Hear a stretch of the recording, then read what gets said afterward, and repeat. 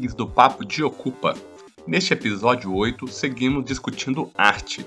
A ocasião é oportuna para fazermos uma conversa com Cadu Passo e Maria, que são pessoas próximas da casa, e Bárbara Rodrigues, que faz parte do coletivo da Casa Invisível.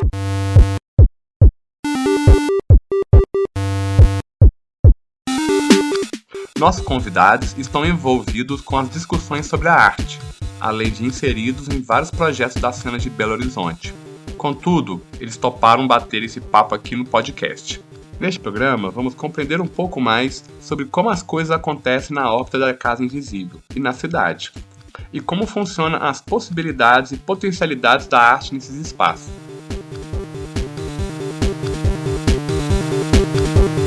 Curte aí e compartilha com a galera.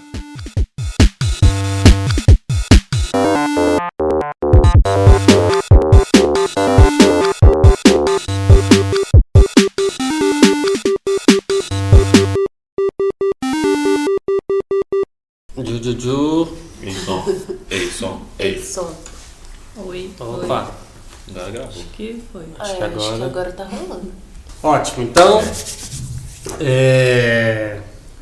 eu pediria para vocês, né, se puderem se apresentar, falar um pouco da relação da casa, da relação que vocês têm com a Casa Invisível, com os movimentos, né, da cidade e é isso. E começou a igreja. Começou? A Bárbara tem um Começou curso. o Vai ser a trilha sonora. Começa horas? você.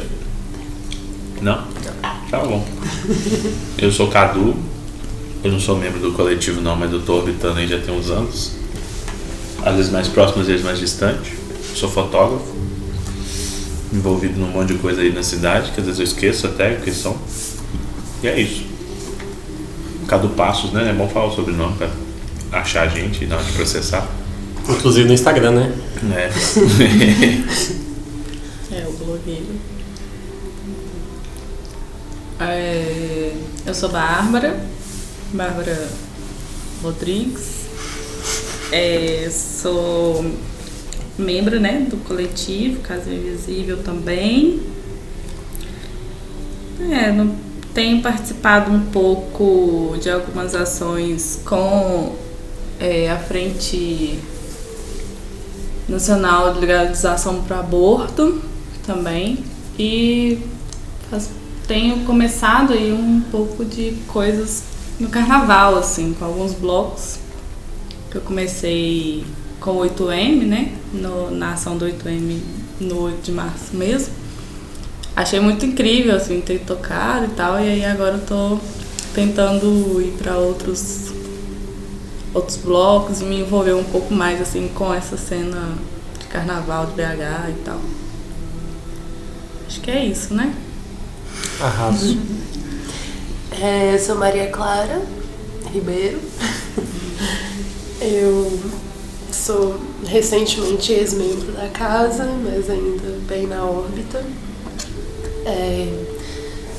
Também participo do Luiz Estrela, no núcleo da Escola Comum. E... isso. Top. Estudante de arquitetura. A gente nunca se denomina isso, né? Estudante de arquitetura, estudante. Estranho. Eu não sou estudante, não. Eu tenho que eu não estudo nada. Ô Cadu, fala um pouco sobre suas fotos, cara. Você quer o quê? O processo de onde eles vieram, quando começou? O que assim, como você descreveria suas fotos, seu trabalho fotográfico? Eu comecei com fotografia de rua, né? Nasceu como hobby, porque eu trampava normal, igual todo mundo, de 8 às 18. E antes disso eu ainda tinha, eu gostava muito de sair por aí fotografando com o celular, grafite. Via os grafites pela rua e fotografava, editava porcamente e postava no Instagram. Era só isso que eu fazia, sem consciência alguma. E fui gostando desse papo, assim. E num dado momento eu comprei uma câmera, assim, dessas mais simplesinhas e saí tirando foto por aí também. Aí veio 2013, aí eu fui, também tudo sem consciência alguma. Se eu falar que eu fiz essa cobertura pensando era mentira. Fui lá, tirei um monte de coisa, que hoje tem esse valor documental todo, mas na época eu não fazia ideia do que eu ia fazer com aquilo. Aí eu voltei a tampar, e comecei a tirar foto à noite, aí comecei a observar que a relação que eu tinha com a cidade era possível de transcrever mais com as fotos do que se eu fosse explicado, porque querendo ou não é cotidiano. É difícil você mostrar para alguém que também vive a mesma coisa que existe uma observação diferente do habitual, né? A foto consegue. E eu fui assim, né? Assim, em 2017 eu larguei CLT e vivo de foto desde então. Aí eu fiz muita coisa nesse trajeto, assim. E hoje sou mídia ativista, né? E fotodocumentarista. Dentro da fotografia já fiz muita coisa, mas isso é o que eu gosto de fazer. Top. Show de top. Topzera. Show de top. Ô Bárbara, fala um pouco sobre o 8M e sobre os blocos. É muito recente, assim, né? Mas dá pra falar um pouco, talvez. 8M aqui em BH, assim, é um grupo que tem feito uma movimentação muito grande, pelo menos no último ano, assim, que eu tenho participado mais, com essa pauta mesmo da legalização do aborto, né? Que a gente não tem no Brasil, assim. E lá elas têm feito, assim, o grupo tem feito muita ação na periferia mesmo, com stencil, levando meio que palavras de ordem, assim, de forma artísticas, vamos dizer, para outros espaços, assim, além do central, sabe? Que é um pouco o que eu gosto, assim, de ver neles fazendo e o que eu admirava, e acho que talvez por isso também que me deu essa vontade de participar mais, assim, de descentralizar mesmo. Elas trabalham muito com stencil, tem umas manas que fazem stencils, eles trabalham com isso e aí acabam desenvolvendo com uma certa facilidade, e aí a gente acaba fazendo ações disso, assim, de stencils, lambes, espalha lambes pela cidade, além do ato mesmo, assim, de organizar o ato do 8 de março, que acontece todos os anos aí, acho que é um dos maiores atos em BH, né? Se for pensar em número, assim, e visualização também, talvez. É um dos maiores atos que tem. E é uma coisa muito bonita, assim. Você pensar que é tudo feito por mulher e puxado por mulher. É muito doido. Dá pra ver a potência que isso tem e a força que a gente tem, assim. Acho que é isso, assim. Eu entrei pra participar do ato desse ano, de 2022. E aí fui para tocar do bloco, participar do bloco, assim, porque no início o bloco estava bem pequeno e precisava de gente, e aí eu falei, vou ver, gosto de carnaval e tal, fui. E aí ao passar dos dias, assim, de ensaio e tal, foi crescendo, e o bloco no dia do ato, assim, devia ter, sei lá, umas 30 mulheres, assim, tocando. Além do bloco, das pessoas mesmo que ensaiaram e que participaram, tiveram participação de mulheres que tocavam, como que é o nome daquilo? E tinha uma fila bonita de mulheres tocando aquele instrumento da capoeira. Birimbau. Tinha umas manas meio que acabaram fazendo uma linha de frente, assim, da bateria de berimbau, muito bonito. Nossa. Também. Parece que já é um movimento dessas manas, assim, que tocam e tal, que também se juntaram no dia com a gente, assim. Além da gente da bateria, no ato também tinha umas manas colando lambes durante a passagem do ato, assim. E além, né, lógico, cantoras, professoras, artistas plásticas e de tudo, assim, junto no carro de som e junto, assim, com a gente, pensando todo o ato junto com a gente. E não sei mais o que falar, assim, eu acho que, pensando em arte, né, já que é um pouco a pauta, assim, o 8M traz muito, assim, seja nas ações mesmo, numa forma de demonstrar, talvez, não é demonstrar a palavra, de expressar, assim, as coisas. Sempre é através, sei lá, de um lambe que vai ser feito, sempre é através, sei lá, de um stencil, ou através mesmo de uma apresentação que vai ser feita. Sempre é pensado muito de uma forma pro além do convencional, assim, de que é aquele negócio de só pegar o microfone e falar, saca? Sempre tem uma expressão muito forte, assim, pelo menos pelas coisas que eu vejo, assim, que as meninas fazem e que é muito, muito bonito mesmo de se ver, assim. É uma coisa que chama atenção, diferente do que a gente vê em outros atos, talvez, ou em outras manifestações, que é aquela manifestação da pessoa só falando ali, expressando, e que talvez, não, pelo menos, não me chama atenção normalmente quando eu vejo por passagem, né? Acho que é um pouco isso, assim. E no carnaval é muito recente, assim. Sempre fui muito folião de carnaval, sempre só ia atrás. E aí nos últimos 2 anos eu meio que trabalhei, assim, que eu faço alguns acessórios de carnaval também. E aí durante o carnaval, nos últimos 2 anos pelo menos, eu fazia e eu vendia durante o carnaval, então eu via a movimentação de pessoas, sempre gostei muito. E aí ia nesse ritmo, assim. Aí esse ano que com essa participação do 8M me deu uma vontade, assim. Sempre tive. Não sei se eu já contei, eu acho que eu já contei isso por desse. A minha família, eu sou do interior, eu sou de Pirapora. A minha família lá tem um bloco de carnaval. E aí sempre, desde muito nova, eu sempre estive no carnaval, assim. Nesse ritmo de meio que folião e tal, nada muito organizativo, sei lá, produção, assim. Sempre muito lá, só participando ou de bateria, ou dançando com os meus primos no meio do bloco, umas coisas assim. E aí cresci nisso, cresci nesse meio, cresci vendo isso e vivendo isso. E agora tô tentando e gostando, assim, de participar de bateria, tentando também um pouco de aula de dança, assim. E tem sido bem legal, assim. E é engraçado que eu sempre comento com o Cadu, às vezes, que é como que cada bloco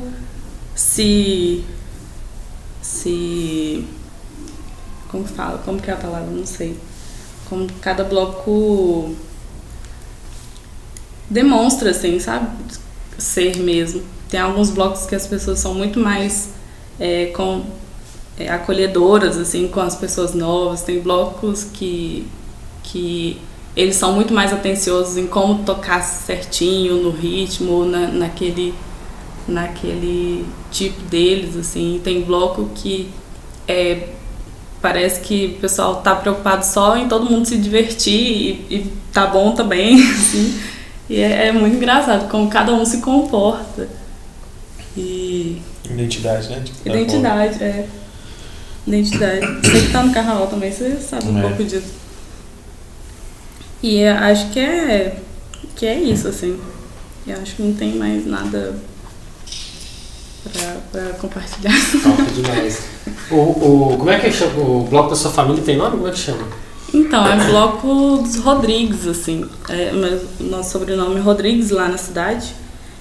Mas é conhecido como Bloco dos Rola. Porque a gente tinha um parente, assim, antigo que dizem que era muito conquistador, essa coisa da lábia e tal, e ele pegava muitas mulheres, enfim. E aí dizem que, né, tinha instrumentos grandes e tal, e aí acabou que essa coisa ficou conhecida na família, assim, os homens são muito vastajados, não sei o que, não sei. E aí ficou nesse nome, assim, e aí acabou virando Bloco dos Rolas. E aí quem conhece a família, quem é próximo da família fala esse nome, mas identidade deles não é Bloco Rodrigues pra não ficar tão ruim, né? Aí quando você era criança, não entendia, de né? Bloco dos Rolas, você aí as mulheres são rolinhas e os homens são rolas. E aí eu não entendia, né? A gente só Você conhece um bloco que tem na SEC que chama Rola Cansada? Às vezes essa pessoa que fundou esse bloco tá velho hoje e fundou outro bloco, Rola Cansada. Aonde que é esse bloco aí? Na SEC. Bloco do Rola Cansada. Acho que até teve esse ano. Pra saber isso. Pode ser que tenha uma ligação aí. Pode ser. Um negócio da idade, né? Um veterano. Bárbara, eu tenho uma pergunta. Posso ter uma pergunta? Porque, enfim, você tá entrando agora de estar desse lado, né, de estar tocando, de estar na parte mais organizativa do carnaval, mas você é fuliano há muito tempo, né? E eu acho que, sei lá, dentro, né, de olhar para essa perspectiva, assim, dessa arte ocupando espaços rebeldes na cidade, o carnaval é um momento disso, né? Muito forte. E aí, não sei, você tem alguma história, alguma experiência de alguma coisa que você viu uma potência, assim, esse assunto no carnaval? Eu acho lindo. Eu acho engraçado, assim, pensar isso, porque eu sempre fui do carnaval dessa pessoa que quer o carnaval pra curtir, sabe? Nunca foi nada pensado, é uma forma de movimentar massas ou uma forma de manifestar alguma coisa, assim. Sempre pra mim foi muito a diversão e o momento que a gente tinha de folga, assim. E é a mesma coisa, né? Desde muito nova eu aprendi que a gente precisava trabalhar, assim. E aí os momentos de feriado, férias, enfim, sempre foram de curtir mesmo. De poucos anos pra cá, poucos anos assim, né? Já deve ter uns... Desde 2013, vocês têm o quê? 10 anos já, misericórdia. 10 anos. 10 anos pra cá, assim, que eu fui entender essas forças, assim, essas coisas. E aqui em BH, a minha participação de carnaval em Belo Horizonte tem pouco tempo, eu acho que desde 2017, talvez, 16, que eu comecei a passar carnaval aqui de fato. Um pouco por conta disso também, assim, porque eu comecei, desde 2013 eu comecei a participar muito de manifestações e de ir em atos, assim. E aí eu sempre achava muito importante as pessoas estarem na rua. E aí com isso eu fui entendendo que o carnaval também tinha essa força, assim, de pessoas na rua, pessoas ocuparem esses espaços, pessoas conseguirem chegar com o bloco em lugares que a gente não imagina, assim, para além do centro e para além e consegue alcançar muito, né? Tipo, as pessoas da periferia, as pessoas das favelas conseguem entender no bloco muitas coisas, né? Que a gente não consegue entender no dia a dia, assim. Pelo menos é uma visão que eu tenho um pouco desse lugar da periferia, assim, que eu cresci aqui em Belo Horizonte, eu cresci muito no Zona Norte e lá é outro lugar, assim, parece que BH é muito dividido, tipo, BH, aí tem Venda Nova e aí tem Barreiro, assim. eu tenho muito essa visão. E aí lá em Venda Nova era muito diferente, a gente não saía de Venda Nova pra vir pro centro pra curtir carnaval. A gente fazia lá, nos bairros lá, os blocos lá. E aí eu via que lá também, o bloco de lá tinha um pouco dessa coisa política, assim, no sentido de vamos movimentar o nosso bairro, vamos trazer o público para cá, vamos tentar gastar aqui com a gente, assim, movimentar renda aqui, grana, e tentar ajudar os nossos, assim. E aí um pouco depois disso comecei a participar de coisas aqui no centro. E foi indo, assim. Mas eu nunca fui muito do carnaval nesse sentido, mas sempre mais foi no sentido de me divertir e de só curtir e isso, assim. Acho que é isso. Não sei se eu respondi o que você perguntou, mas talvez sim. Talvez bastante.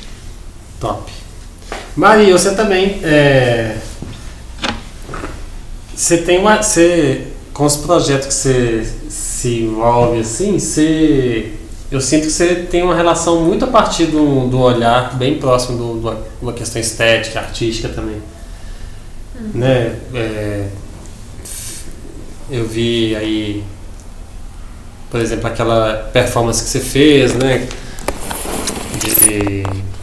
Do Estrela, lá no Estrela, que eu não lembro o nome. A performance do paisagismo de guerrilha. Paisagismo de guerrilha. Fala um pouco sobre isso. Uhum.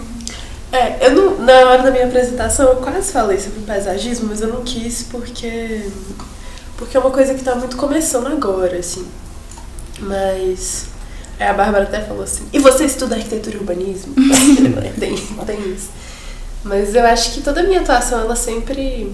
Acho que é relevante falar que eu estudo arquitetura e urbanismo, porque a minha atuação, ela sempre tem essa lente, assim. Então, tudo que eu faço, eu sempre olho para as coisas muito desde esse lugar de entender tudo como território, de entender tudo da visão do espaço, assim. E isso é meio abstrato, mas acho que tem um sentido nisso. E aí, o paisagismo... Ele é uma ideia que está surgindo agora, que é um mini coletivo de performance. E ele chama paisagismo de guerrilha porque ele começa com a ideia de uma prática que existe, uma tática performática, assim, que chama jardinagem de guerrilha. É uma coisa que é praticada em vários lugares e que ela tem a ver com você fazer pequenas ações relacionadas com jardinagem mesmo, em espaços públicos da cidade, em geral, procurando ter um certo nível de desafiar mesmo, assim, o que é posto, né, enquanto institucionalização dessas coisas, institucionalização da própria apropriação do espaço público, muitas vezes. Então, as práticas, em geral, são coisas tipo plantar bomba de semente na rua, roubar muda e redistribuir, esse tipo de coisa. E aí eu me juntei com a minha parceira Luísa, minha parceira de crime mesmo, não. Do jeito que eu falei, ficou parecendo que a gente é casada, mas a gente é casada profissionalmente. E a gente tá começando com algumas ações, assim, e aí a gente levou pro nome paisagismo porque acho que reforça um pouco essa coisa de bater de frente com o que é a ideia de um paisagismo institucionalizado, né? Do que é esse lugar da natureza na cidade, ele ter que necessariamente estar dentro de um planejamento, de uma proposta de alguém pensar sobre isso, um técnico, e que, enfim, né, é muito mais que isso, assim, tem que ser muito mais que isso, já é e precisa ser mais ainda. E aí, as duas ações que a gente conseguiu fazer até agora foi, primeiro, a gente pegou algumas mudas de Oropronovis lá na Casa Invisível, porque lá no pátio tem, e a gente levou para a Vila Carrapato, que é uma ocupação próxima do Morro do Papagaio, e eles iam fazer um mutirão de organização da ocupação, a ocupação é nova, e aí convidaram a gente para fazer isso. Eu já tinha feito uma outra ação pelo Estrela, mas isso muito antes de pensar em transformar isso em uma proposta. E aí eu já conheci essa moça que trabalha na articulação dessas coisas, e aí ela convidou a gente e a gente fez isso, pegou lá na casa, levou de bicicleta, e chegamos lá, tava cheio de crianças ficaram doidas com Oropronovis, ficam plantando Oropronovis pela vila inteira, cavando canteiro com a mão, com as crianças, catando pedra pra fazer canteiro, e foi bem legal, assim. E depois teve outra ação que a gente fez pro Festival de Inverno do Luiz Estrela, que foi a colheita do genipapo. Tem um pé de genipapo ali próximo à área hospitalar, que cresce ali na beira do Arrudas, que tá moribundo, semi-canalizado ali na Andradas. Ele cresce da Andradas e ele vai pra cima de um viaduto que atravessa Andradas. E a gente chegou de cima do viaduto, cortava o genipapo com uma vara, ficava uma cortando e a outra lá embaixo pegando o genipapo numa fronha de lençol. E foi isso, né? Assim, por mais que foi uma coisa muito pequena, muito pontual, as pessoas que passavam viam aquilo e a gente também fez extensão no próprio viaduto, falando isso aqui tem genipapo. E a ideia era ser um pouco essa provocação, assim, mesmo. E ao mesmo tempo de ser um rolê divertido da gente fazer pra gente mesma, assim. Né? Que também foi bem divertido fazer. Bem difícil, mas foi legal. Foi uma curtição, porque eu acho que o lugar da curtição, ele é muito bom, né? Tipo, você ter a ação política, ela tá ligada com o prazer, tá certo, tem que ser assim. Enfim. E era uma provocação, porque as pessoas tinham um quartel da polícia lá perto e os policiais ficavam olhando a gente catando os genipapo caindo, que era lá embaixo na Andrade. Eles vendo os genipapo caindo e tinha que pegar na hora que o carro, na hora que o sinal ficava vermelho, porque ainda por cima caía numa faixa de atravessar. E as pessoas ficavam vendo aquela cena. E aí quem passava no viaduto via a outra lá em cima, com a vara de pegar fruta gigante. Não sabia usar a vara também, porque, né, era eu que tava com a vara. Eu sou uma grande urbanoide, assim. Foi a primeira vez que eu peguei uma vara daquela, que você puxa ela, abocanha e corta o negócio. Enfim, toda aquela cena foi uma grande provocação, eu acho. E isso foi bem legal. Então, a ideia é trabalhar dentro disso, assim, de fazer ações que são, ao mesmo tempo, performances para serem vistas e provocar algum tipo de deslocamento, assim, do pensamento, mas também para ser coisas para serem vividas, assim, pela gente, por quem mais quiser, de um outro tipo de relação com a natureza na cidade mesmo. E aí é isso, esse é o paisagismo até agora. A gente está com mais ideias, mas está começando ainda. Falei muito, né? Não. Não, legal demais. Bom, massa. Eu diria, pra gente fazer... Diria um jeito difícil de falar, esquisito de falar, né? Mas o que vocês acharam? Que leitura que a gente pode fazer do leilão de arte que rolou na Casa Invisível? O que vocês acham? Como é que foi aquilo? Enfim...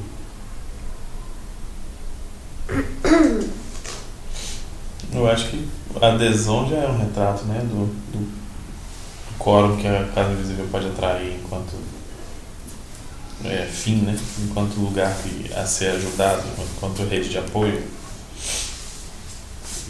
Foi o quê? 6 mil e poucos reais arrecadados, sobrou obra de arte, né, que vocês vão fazer hoje.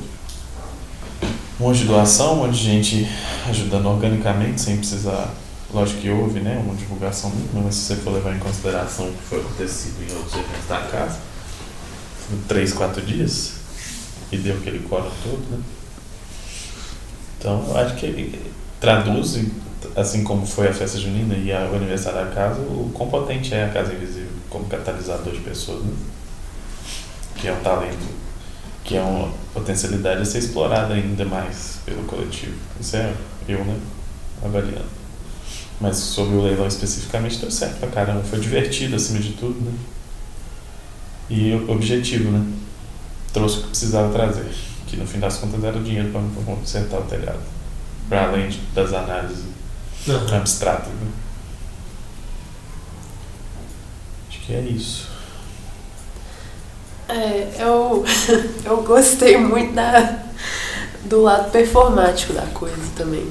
Eu acho que isso, eu boto muita fé nisso que você falou, Cadu, que é muito impressionante, assim, o potencial que a casa tem de movimentar, assim, tipo, um estalo, vai um monte de gente colar no que quer que esteja acontecendo, assim, e eu acho que foi muito legal nesse sentido de ser um leilão de arte ali na rua, numa esquina, no centro, isso é massa, e também essa coisa performática do leilão, que é um pouco... não sei, que é meio cômico, assim, beira uma coisa um pouco caótica. E foi muito bom. Eu acho que foi bem legal. Eu acho que é isso, o que eu queria falar é que trouxe duas formas de arte juntas, assim, para aquele lugar, assim, não só a coisa dos trabalhos visuais que estavam ali feitos e sendo leilados, mas também a performance do Ed, que foi ótima. E a nossa também, né? A Lumax ficava desfilando com as obras, mostrando. E as próprias pessoas que estavam lá para comprar ou para ver só de Itália, aquela movimentação já criava toda uma cena, assim, também, que foi bem divertido. E bem legal de ver, assim. É massa. No momento do leilão, de verdade, eu não participei, assim, tava no botequim trabalhando. Mas, eu concordo muito com o que o Cadu fala, assim, e que você também concorda, né, Maria? Nesse sentido de como a casa, em 3 dias, conseguiu, sei lá quantas obras de arte, acho que foram 26, 24, não sei, obras assim, do nada, e o quanto isso movimentou e o quanto isso rendeu, assim, né? Eu acho muito incrível também esse lado dos próprios artistas conseguirem movimentar uma galera, assim. O quanto que artistas movimentam, né? Pessoas e movimentam ações desse tipo, assim. Acho que é isso, assim. Eu achei muito bonito isso, de a gente ter conseguido, em pouquíssimo tempo, movimentar muita coisa e fazer muita coisa. E, de fato, fazer acontecer e chegar no que a gente queria, assim. A casa tem muito esse potencial, realmente, assim. É isso.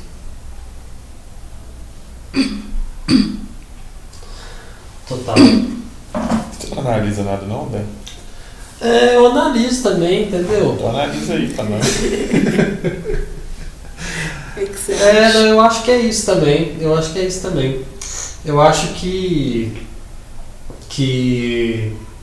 é um experimento que posso estar viajando, né? Mas que eu vejo que o universo da arte movimenta muita grana muitas vezes. E os movimentos muitas vezes não tem grana, assim, né? Então eu acho que foi um experimento de, né, um pouco, eu não diria oportunista, é uma palavra que não é o suficiente, porque eu acho que os artistas que participaram do leilão curtem também o que a casa é e tal.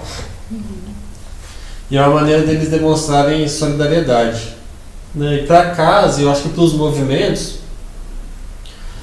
é interessante conseguir aproveitar um pouco desse movimento de grana que o mundo da arte faz, sabe? Uhum. Aí eu acho que para nós foi uma experiência nesse sentido, assim, que é difícil fazer circular dinheiro e tal. O botequim faz um movimento, a Mil conta também, mas os movimentos precisam aprender a usar esses espaços, né, por exemplo, o universo da arte, de uma maneira a conseguir recursos para poder fazer o que sempre faz, né? Esse é um dos pontos, assim, que eu, né, pensaria. E o outro isso também, né, do tanto que é performático, divertido. O lance de ser divertido injeta ânimo na gente, né, porque aí a gente vai fazer as coisas sabendo que vai se divertir também. E essa coisa de ser performática, eu acredito que tem um potencial de aumentar a nossa criatividade em relação ao mundo mesmo, né, assim, ver o Ed lá no meio na esquina, né? Zoando daquele jeito, sei lá. Aquele martelo gigante. Igual você tá falando lá de tá pegando genipapo, as pessoas veem, a gente também percebe que a gente pode influenciar mais na cidade, né? Eu acho que a arte tem essa capacidade também de abrir nossa cabeça para o que é possível no mundo, mais do que normalmente a gente consegue imaginar, né? É um pouco isso que me atrai para a arte também, que apesar de eu não ser um artista, sou um grande produtor de arte, mas o que me interessa no universo da arte passa por aí. Mas não sei se é redundante, mas se a gente pode fazer uma leitura também, para além do leilão, dos outros projetos que a casa fez, né, ao longo dos últimos anos, assim,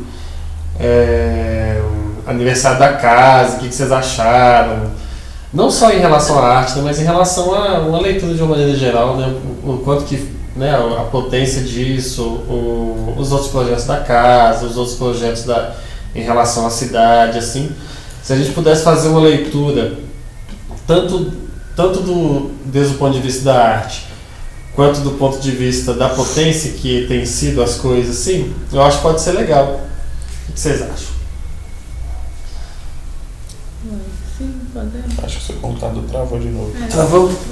Ele continua gravando quando ele trava? Eu tenho esperança de que sim, viu? Mas meio aberto, né, essas perguntas assim, mas Eu acho que pausa. não, eu acho que não, acho que continua. Mas será que a gente faz uma leitura assim, tipo assim, de leve do último ano, das coisas, sei lá, aniversário da casa, o que vocês acharam, o que melhorou, o que inovou, em que foi criativo, em que não foi, o que a gente pode fazer mais? Pode ser o que você chama de último ano, é o exercício, até hoje, de janeiro pra cá. Pós-pandemia, sei lá também, entendeu? A vida da casa. Falei do último ano porque foi a gente voltando da pós-pandemia, né? Pós-isolamento social, na verdade. Às vezes esse é o marco, né? A marcação temporal é pós essa reabertura. A reabertura é tipo novembro, assim. Novembro do ano passado? Eu considero. Mas a casa voltou a fazer coisas mesmo, foi no aniversário. Foi aniversário, né? Tava rolando as feiras desde o fim do ano passado. Teve feira, é verdade. E tava rolando coisa virtual também, né? O virtual é sempre uma coisa meia bomba, né? Pra qualquer coisa, né? Só na casa não. É sempre um trem que falta alguma coisa. Eu acho que eu tenho incômodo de medir qualquer coisa pelo virtual porque não existe. Você traduzir movimento de rua, principalmente. O virtual não existiu. E aí... Eu acho que pra mim é nítido, assim. Teve sim, cara. O quê? Teve as palestras que a gente puxou pela arquitetura, que super rolou. E a movimentação da comunicação das marmitas, que super rolou também durante a pandemia. Eu falo de quórum de gente participando, sabe? Não dá pra comparar. Eu sei como é. Uma coisa que eu menos fiz foi participar de coisas virtuais, assim. Eu fugia eu não fiz quarentena, não fiz isolamento. Tudo que teve eu estava, né? E aí das coisas que tinham virtual eu fazia questão de boicotar, porque eu nunca consegui, me dava ansiedade de ficar sentado vendo a cara dos outros na tela. Não consigo nem prestar atenção nos trem direito, ainda mais em tela. Mas aí, se a gente for falar de reabertura, né, das feiras, tudo que a casa se propôs realmente a se abrir mesmo para o público amplo, deu certo. Né? O aniversário é só a coroação disso, né, porque foram, sei lá, 8 horas de 300 pessoas na porta da casa. A rave invisível. E repetiu isso na festa junina, né? E as feiras cheias também, né? Porque feira tem um formato diferente, mas dava para fazer isso. Eu acho que toda vez que se propôs a abrir, deu certo. Eu acho que isso é uma mudança. Se for fazer uma avaliação, esse é o rumo, saca? que torna a casa mais conhecida para além de a bolha, micro bolha, né? Bolha dentro da bolha. Não sei se eu estou avaliando nada não, mas o que eu vejo é isso. Desse tempo que eu conheço a casa, que é de 2017, 18 para cá, a parte mais cheia de gente que eu vi foi essa agora. Pode ser que eu tenha perdido coisas que eu não era tão próximo antes, mas vi algumas festas que rolaram, mas eram coisas muito pontuais, assim. Se vocês meterem um aniversário, uma festa junina, uma coisa por mês, vai ter essas 300 pessoas ali todo mês, sabe? Porque é isso, né? As pessoas são curiosas com a casa invisível. É verdade. Uma coisa que tem começado a acontecer, que eu acho que antes não acontecia, mas que toda hora eu vejo isso acontecendo, é a galera colar na casa sem ter a menor ideia do que é. É verdade. E às vezes isso é muito bom, mas às vezes isso é... Tipo assim, isso é bom. Isso é objetivamente uma coisa boa. Só que tem uns problemas nisso também, que é aquilo que a gente apelidou de sapucaização da casa. Que a galera não tem... Muitas vezes as pessoas não têm a noção, assim, do que é aquilo. E aí... Mas é muito mais uma oportunidade pra poder mostrar pra mais pessoas o que é aquilo, do que algo ruim, assim. A gente tem que... Eu acho isso interessante também. Entender. Toda hora. Às vezes eu sento na mesa com a pessoa tá tipo com meus amigos, que foram lá no botequim um dia, assim, aí tem alguém lá que eu não conheço. A pessoa, o que? Isso aqui é uma ocupação? Sério? Nunca vi uma ocupação antes. Tipo, Mas isso não é uma coisa comum, sabe? Não é. É comum pra gente, né? E tipo, se você fizer rapidamente, assim, e grosseiramente, uma análise de perfil de quem são os militantes de Belo Horizonte, é uma galera de classe média. Não tem contato com isso, não precisou ter. Inclusive os que são envolvidos, sacou? E aí, você exigir coisas que são de comportamento mesmo, de vivência das pessoas. Quem nunca precisou fazer autogestão de nada, não vai saber o que é uma ocupação, saca? Por mais politizado que a pessoa seja. E assim, passando ali, todo mundo sabe que existe uma casa ali. Não dá pra saber que é uma ocupação. Não é igual a Carolina e o Estrela, tem uma placa lá escrito que é, sabe? Existe um imóvel, ele chama atenção, é curioso, as pessoas ficam tentando interpretar. O botequim também dá essa oportunidade, né? Que a pessoa fica ali, tá comendo e ela observa, né? E tem com quem trocar essa ideia. Mas só passando na rua é difícil. Não é nem caminho de ato, né? Não é igual a Carolina é caminho de ato, né? A antiga Tina lá embaixo era caminho de ato. Vicentão. O Estrela tem essa movimentação que tem muita coisa acontecendo. Caminho de ato, você diz o quê? É uma manifestação, se você for fazer esse recorte só da esquerda. Dela passar na porta, né? Vicentão sempre tem, né? O povo passa ali, nem sei em que pé está o Vicentão, mas está sempre na reta da manifestação. Carolina, o 8M sempre foi na porta da Tina. Sempre. E aí é isso, assim, isso não é como se o coletivo tivesse como fazer alguma coisa quanto a isso também, mas a curiosidade e a falta de conhecimento vem daí também, né? Porque tem um limite também para até onde a gente consegue alcançar enquanto comunicação. Sim.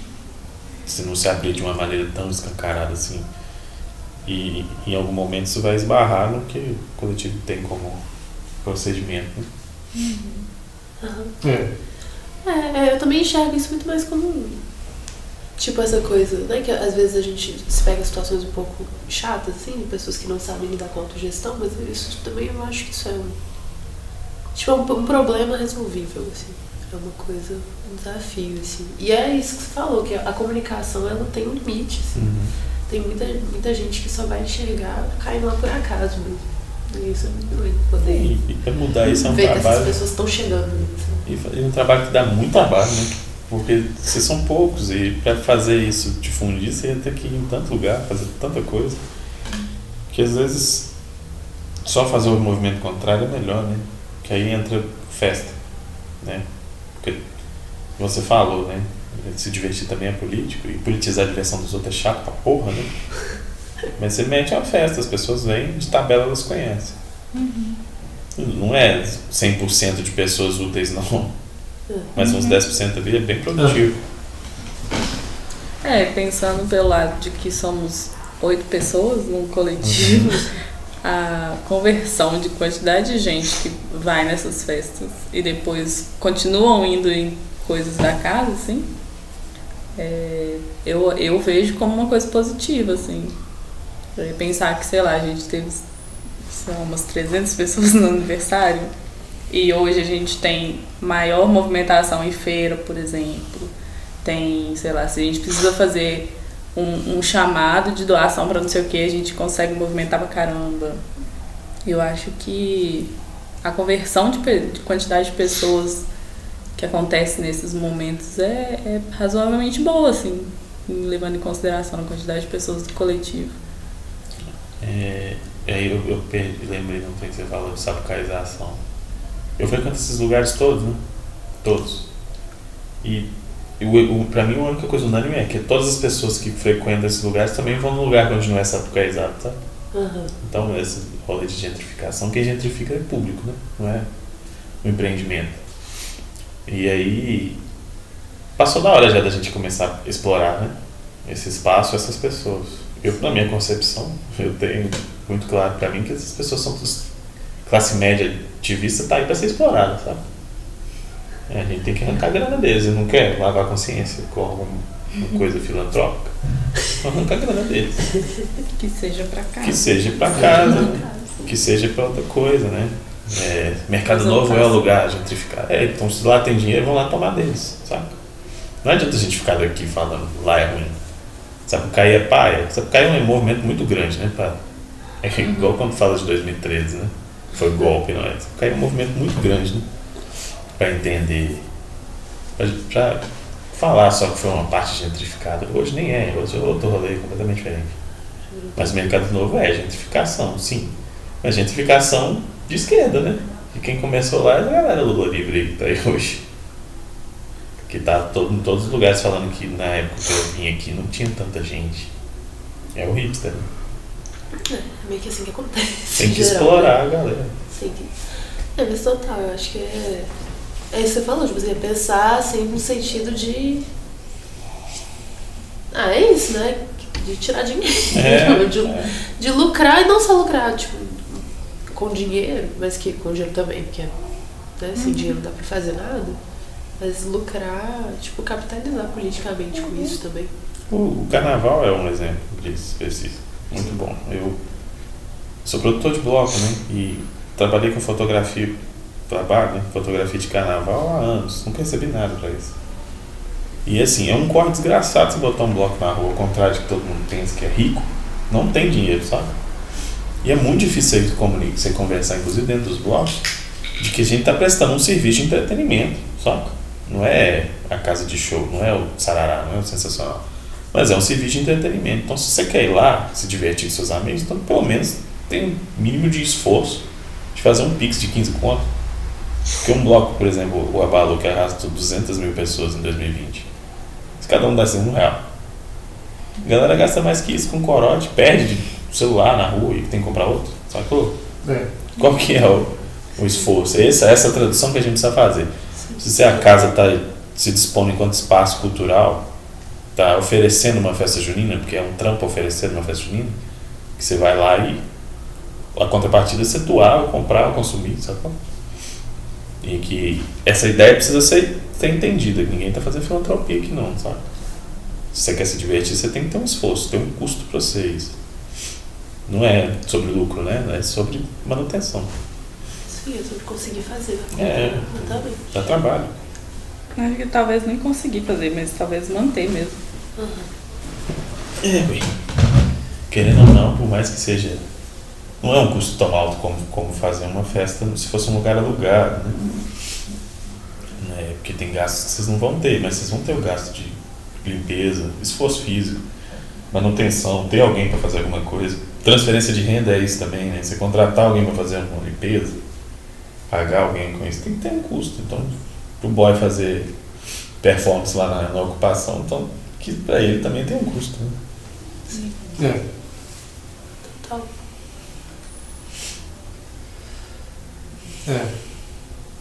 E é doido porque a gente tá falando de circular dinheiro na casa e é circular dinheiro na casa pra gente continuar trabalhando sem receber, né? No final das contas, né? Por enquanto, tipo assim, a gente não tem nenhum quem movimenta a casa ali, o coletivo, não recebe nada pra estar ali fazendo, né? Tipo assim, É uma doação mesmo, né?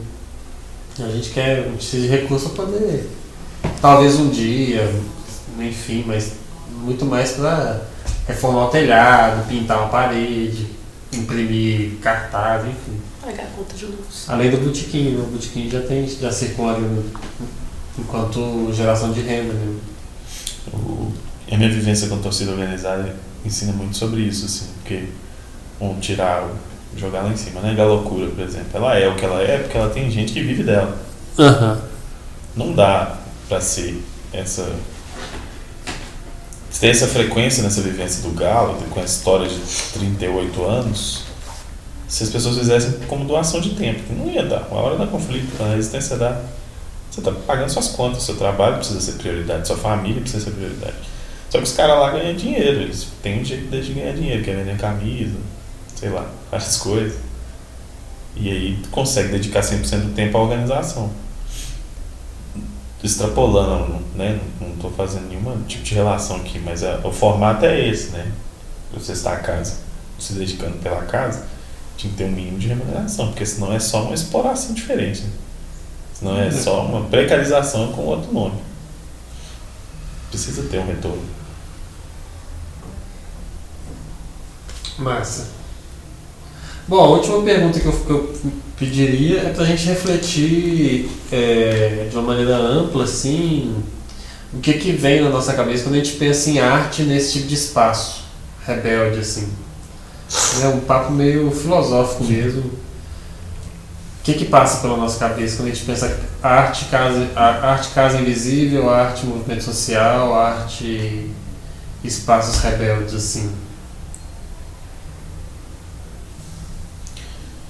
Eu sou, como eu falei no início, eu sou fotógrafo de rua e documentarista. Então eu trabalho só com isso é meu, né? Não tem a ver com fotografia, né? Mas eu sou muito do pragmático, né? Do objetivo. Eu não tenho muita sensibilidade pro abstrato, não.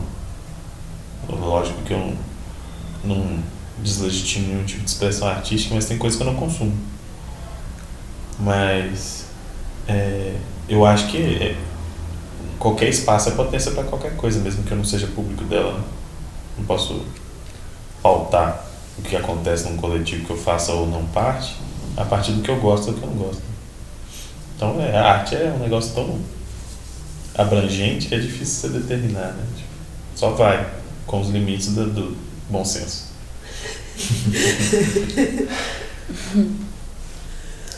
Eu acho que é acho que é potência, sabe? A arte é um pouco de potência nesses lugares, assim. Porque tem muito potencial em alcançar outras coisas, outras pessoas, outros lugares que a gente não imagina mesmo, assim. E pessoas que a gente não imagina. Seja fazendo um cartaz com alguma coisa específica, seja numa performance, seja numa música que algum desses espaços cria. Sei lá, assim, eu acho que quando eu penso talvez quando eu penso nisso, nessa relação de arte e lugares, eu acho que é potência mesmo, assim. Você consegue usar a arte a favor desses espaços, você consegue alcançar muitas coisas, muitas pessoas, talvez. Eu acho que essa é a leitura, assim, talvez, que eu faço o que eu tiro um pouco desse pensar, assim. Eu concordo muito com você, Bárbara. Eu acho que é isso. Eu acho que a arte está presente né? E na enorme diversidade que existe de espaços rebeldes assim, na cidade. E ela está não só presente nesses lugares, mas vindo desses lugares ou indo até esses lugares. Eu acho isso muito poderoso, assim, porque a arte ela tem muito a ver com tocar a gente na nossa sensibilidade, assim, né? Nas várias formas da nossa sensibilidade também. Então acho que quando você toca a sensibilidade desde esse lugar, desde a rebeldia mesmo, assim, né? Desde do político, enfim. Eu acho que isso consegue. Eles conseguem mover coisas assim dentro das pessoas que talvez seja. Aí foge as sensibilidades mais pragmáticas. Mas que eu acho que consegue mover coisas que talvez a gente não consiga exatamente botar o dedo, assim, mas que tem muita potência mesmo. Eu acho que esse é o lugar da arte, o movimento social. É bem importante. Tentar uma identificação, talvez, também, né? Com outras pessoas. Tem tanta gente no mundo, né? Também. Tem arte pra todo mundo, né? Tem arte pra todo mundo. Tipo, a gente não falou nada de cinema, né, por exemplo, mas isso que você falou da identificação, o cinema, assim, enquanto transmissão, assim, do que é essa sensibilidade desde outros lugares, assim, ele é tão poderoso, assim, é tão... Enfim. Até fotografia mesmo. Na hora que eu falei identificação, eu pensei muito nas fotos que o Cadu faz, por exemplo, da casa invisível, assim. Isso chega em tantas pessoas, né? Que a gente não faz ideia, assim. E às vezes as pessoas se identificam com a casa, não só pelo fato dela ser a casa invisível, mas, sei lá, pela forma que ela é, pelo estilo que ela é, pela foto que o Cadu fez, pela foto que outras pessoas fizeram, ou por um filme que passou, um documentário que passou a imagem da casa, sei lá. Sim. Essa foto aqui é sua? As duas. As preto e branco? Tipo, essa foto, explicando, é uma foto de um prédio que tem no centro e que as empenas estão pichadas. E é um picho meio emblemático do centro de BH, assim. Tipo, por exemplo, essa foto, essa imagem desse prédio, assim, fora de contexto, assim, você parar e olhar só pra ele, fora, sei lá, move alguma coisa, assim. Isso virou um documento, na verdade, que esse prédio foi pintado. Ah, é? Não tem isso mais lá, não. Ó. É no bairro Carlos Prates, em frente ao viaduto Itamar Franco. Foi tudo pintado, isso aí não existe mais. Você jura que você é no Carlos Prates? Eu achava que era no centro. É porque tem a Carolina, que também tem um picho parecido. Eu acho que eu devia estar achando que era Porque eu Carolina. também tenho uma foto de lá. Mas é isso também, né? Fotografia é isso aí, né? Você registra momentos que não existem mais, né? Isso é muito doido de fotografia. Parada aí, eu acho muito. Eu sempre frito nessa foto, penso nisso. Essa coisa de ser um documento. E aí você pensa, joga pra casa invisível. Não sabe o que vai acontecer. Não, até outras ocupações, assim, que já mudaram também, né? A Tina, por exemplo, que hoje já tá toda bonitinha, reformada e tal, assim, se a gente vê A Carolina antes, uma foto... a Carolina antes mesmo também. Se a gente vê esses lugares antes documentado em fotografia, em vídeo, em sei lá o que, assim, hoje acaba sendo mesmo. O acervo que a casa tem de foto é grande. Muita coisa. E esses lugares, acho que precisa disso, né? Dessa arte, seja a arte do picho, seja a arte da fotografia documentando, do cinema documentando, seja as pessoas usando de alguma forma, assim. Esses espaços necessitam disso para ser visto mesmo e para ter movimento mesmo, porque não sei se você já viu isso na faculdade, Maria, mas eu lembro que na faculdade, assim, eu ouvi uma professora dizer uma vez que os lugares que não são usados, eles se estragam com muito mais facilidade, assim, do que lugares que a gente usa. E aí é um pouco do que a gente é diferente do que a gente aprende, né? Porque a gente aprende que se ficar sem mexer, você vai preservar. É verdade. A gente aprende isso desde pequeno, assim, né? Não brinca muito, não estraga, não brinca assim de tal jeito com o seu brinquedo, senão ele vai estragar. Brinca com mais calma e tal. E não, assim, muito pelo contrário, tem muita coisa que você precisa usar, você precisa movimentar, você precisa ter esse contato. E os espaços, principalmente ocupações, espaços autônomos, assim, precisa, né? Das pessoas usando de todas as formas. Até para além da ação do tempo mesmo na estrutura do imóvel, né? Mas para... Se for falar de segurança pública, por exemplo, é uma questão de segurança pública que é tido por especialistas no mundo todo. O que dá sensação de segurança não é a polícia, né? É gente. A pessoa. E no urbanismo tem isso, né? Tem. Então, se você deixa o lugar movimentado para o que quer que seja, a tendência é que ele cobre que a estrutura seja mantida, né? E aí você vai cobrar de quem deve ser, seja no lugar privado ou poder público, mas se não tiver uso, você não vai saber que tem um problema. Você não vai saber quando cai ou pega fogo. Que já aconteceu várias vezes. Em vários lugares. O abandono muitas vezes ele é intencional, inclusive. Sim, é especulação imobiliária e tal. Como era o caso da casa, inclusive. E aí a gente pensa, né, se no início da casa não tivesse uma movimentação de pessoas, o que poderia acontecido, né? Podia ter. Possivelmente alguém podia entrar, tacar fogo, entrar e quebrar tudo. Ou pior, né? Vira um ponto de consumo de droga que atrai polícia, que atrai qualquer ação reacionária do Estado e que acaba com o imóvel. Também. Que vão querer se livrar dele e aí se empurra para a iniciativa privada que tira o problema na mão do Estado. E aí era mais um prédio espelho ali. Isso. Na esquina ainda. Imagina. Prédios que matam passarinhos. Prédios que matam passarinhos.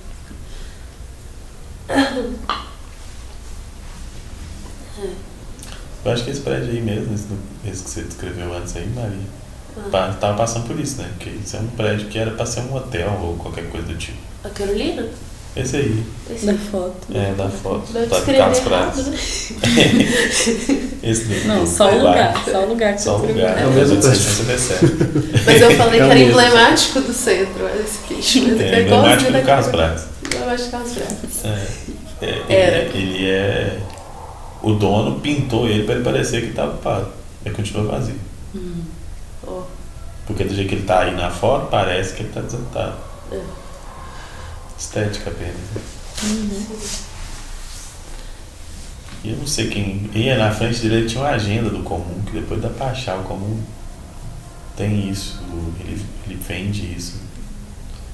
Junto com a pessoa que fez a foto, que eu acho que é a Silvia. Foi a mesma menina que fez as fotos da Carolina antes. Daquele picho do povo descendo, pichando. Quando a Tem uma Carolina agenda era na de frente. funcionários. Com os penas lá em cima. Eu lembro quando... Eu lembro quando ficaram rodeando lá de helicóptero. Fabuloso, né? Nossa, lindo. Na faculdade lá do lado. E o grito dos excluídos saía de lá, né? Hoje, 7 de setembro, é importante marcar essa data aqui do gravação do podcast. Hoje é 7 de setembro. O grito dos excluídos descia de lá até a praça da estação. Aí hoje nem lá, nem no centro pode pisar mais. Pois é. E é muito doido pensar isso, né? Que Gritos Excluídos não foi no centro esse ano. Ele fazia, ele saía por treta, né? Mas ele saía meio-dia, né? Ele sempre contou com desfile militar, porque isso não está existindo há 50 anos. Final do desfile. O desfile acaba às 10 horas da manhã, ele saía meio-dia e ia para a estação. Sempre funcionou, só que hoje não dá mais, né? A gente vai preparado para trocar soco. Que eu acho muito válido, inclusive, mas aí é outro papo. Aí era outro tema. Outro episódio. Você tá feliz, né, com esse monte de resposta? Tô. É isso mesmo. Eles passaram lá na porta da casa. Passou? Com buzinaiada. O carreado. Passou na porta do comitê. Um caminhão gigante, um monte de cara do Bolsonaro desenhado. Credo. Mas era caminhão e 3 carros. O próprio Bolsonaro passou perto da casa outro dia, não foi? Na A gente tava motocicleta. lá na porta. No dia da feira. Renato mandou mensagem, ele tá com uma jaqueta azul. É isso mesmo, era ele. Mas Eu tinha teve- foi acabado de sair da segunda-feira, casa. né? No dia da posse da filha, ele tava lá também. É. Eles lembram. Ele mesmo, isso.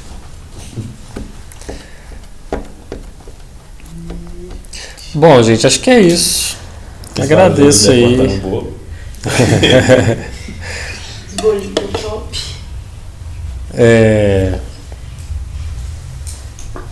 Mas agradeço aí pelo papo. De nada, tá?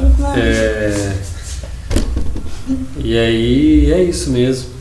Depois eu vou transcrever e viajar um pouco nas respostas e depois editar assim, montar enquanto podcast e lançando. Mas é isso aí, galera. Agradeço demais aí pela disposição. Beijo. Beijo.